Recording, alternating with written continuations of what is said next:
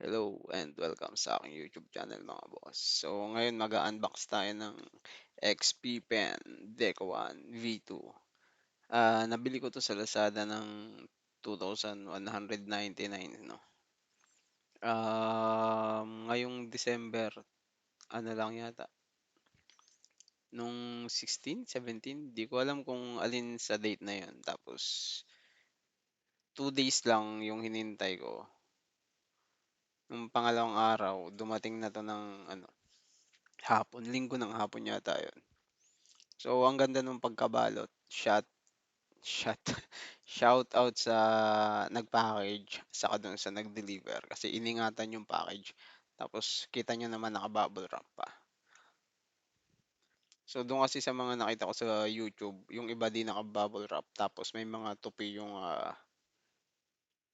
karton. So, itong dumating sa akin napakalinis, napakaganda nung item dumating. So, ganyan yung kapal niyan saka yung laki.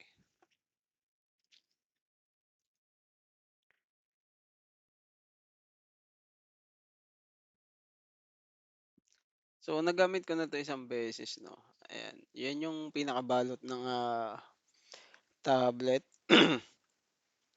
Tapos yung nasa unahan na 'yan ay yung screen protector. Pinag-iisipan ko pa kung ikakabit ko o hindi.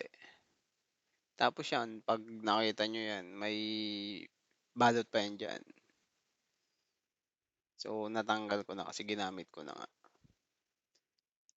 Ganyan kalaki, kalapad yung item. So, yung pen niya na 'di na kailangan i-charge, walang battery, tapos may dalawang button na puwedeng maging shortcut 'no. Yung lagayan ng pen at ng mga extra tips tapos pangtanggal na din ng lumang tip kapag pudpud na.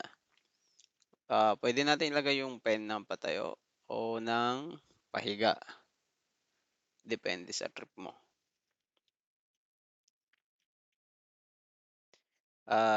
Yung cable niya, Type-C yung dulo, USB yung kabila, okey. Yung extra tips tapos yung OTG na dalawa na puwede mong ikabit dun sa USB type no, Type-C yan saka micro para puwede mo ikabit sa cellphone o sa tablet. Yung glove na anti-smudge, warranty card at, quick guide na madalas naman nating hindi binabasa. So ayan, iko-connect natin. Depende kung paano mo iko-connect 'no. Sa'kin ganyan yung trip ko. Ikaw bahala ka sa trip mo. Tapos makikita natin umilaw yung mga kanto niya. Yan yung pinaka-screen niyan, yung mga ano na yan. Tapos ayan yung 8 button, Naruto. So ayan na yung gloves, sakto naman. Tapos yung pen, nakita niyo yung nag-blink na blue na ilaw. 'Pag nalalapit yung, pen sa tablet, umiilaw yun. Ta's ito yung software para i-customize yung function nung tablet. So punta lang sa browser tapos search lang natin XP Pen. Um, yung dinownload ko dito yung Deco 1 version 2 na yung nakalagay para sureball. So bahala na kayo kung ano yung ida-download niyo diyan na version. Tapos 'pag na-download niyo na, open niyo lang, na-download. Kapag na-install niyo na, i-open niyo lang para ma-customize niyo yung settings nung, tablet. Sa'kin hindi ko na binago. Ini-explore ko pa kasi. Siguro adjust ko na lang kapagka nagamay ko na yung item. So, 'yan yung para dun sa 8 button. So, gagamitin natin dito ay IBIS Paint 'no. So, 1 hour free trial daily. Ito yung mga pinagpraktisan ko. Nanibago ako dito kasi panibagong platform 'no, panibagong medium. Ibang-iba yung dating niya dun sa sa traditional art.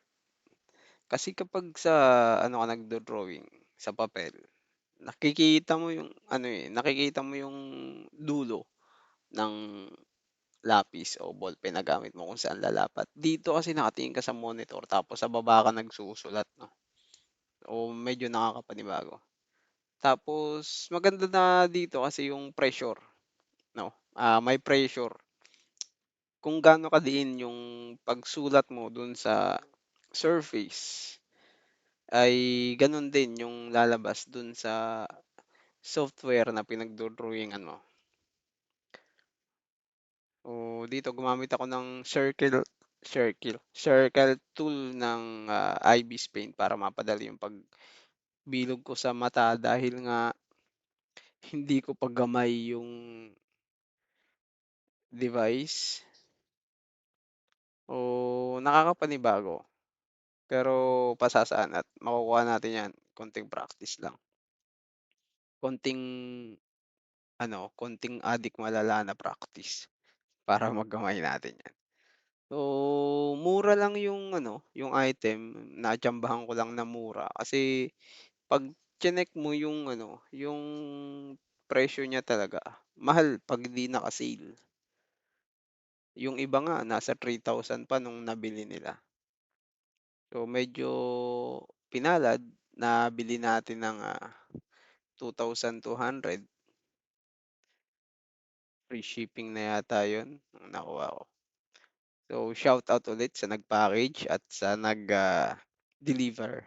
Iningatan yung item.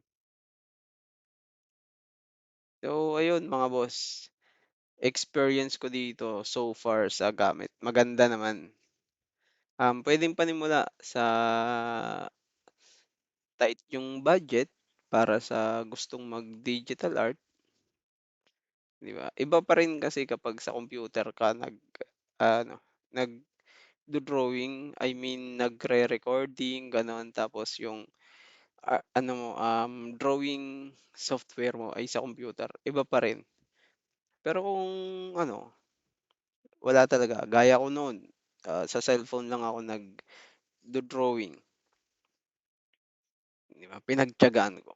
Kasi gusto ko din mahasa sa digital art kasi 'di ko afford din bumili nung mga materyales para dun sa traditional art, like mga pang-paint, pangkulay, 'di ba? Sa panahon ngayon halos lahat naman na yata may cellphone 'no, so puwede na tayong mag-download nung iba't ibang application na pang-digital art. Ang kagandahan sa digital art kasi di mo kailangang bumili ng mga gamit na pangkulay o ano pa man. So, konting explore lang sa app, may YouTube na ngayon, dami ng guide sa YouTube, eh. Mas maganda rin yung kasi sa digital art, 'di ba? Paulit-ulit ako. Hindi, maganda talaga kasi yun nga, 'di ka na bibili ng gamit, makakatipid ka pa. Tapos kahit saan, kapag kapag nabo-bored ka, puwedeng yun na yung gawin mo kasi kung may talent ka naman, sayang. Yung iba nga walang talent, nakakapag-drawing, eh. Sa panahon natin ngayon lahat puwedeng pagkakitaan. So, yun, salamat sa panonood. XP Pen Deca 1 version 2 taong 2023, goods pa rin para panimula sa digital art.